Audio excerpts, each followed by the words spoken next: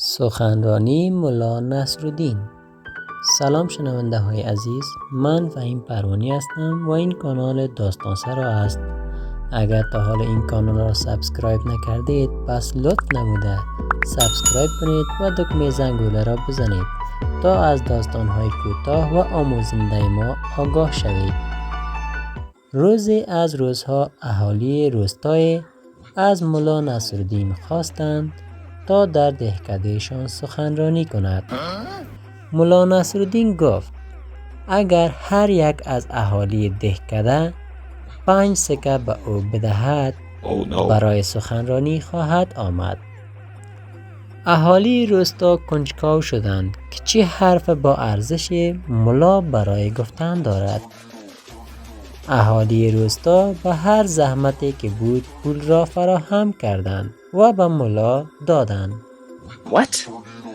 در روز سخنرانی ملا در حالی که سکه ها در جیبش جرنگ جرنگ صدا میداد بالای منبر رفت و سخنرانی بسیار زیبا و آتشین کرد.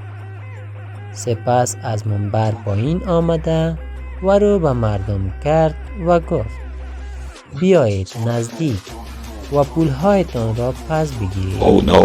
اهالی روستا از این حرف ملا نصرالدین تعجب کردند. از ملا پرسیدند ملا این دیگر چه حرفی است؟ آن پول درخواست کردنت چی بود و این پس دادن پول چی معنی دارد؟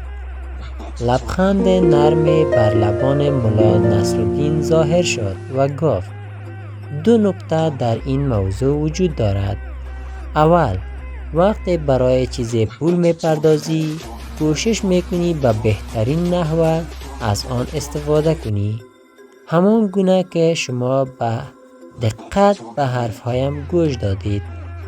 دوم، وقتی پول در کیسه داشته باشی خیلی قشنگ صحبت میکنی.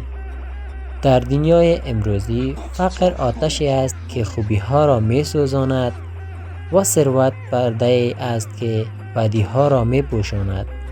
و چی به انصافند آنانی که یکی را میپوشانند به احترام داشته هایش و دیگری را میسوزانند به جرم نداشته هایش. سپاس از گوش دادنتان.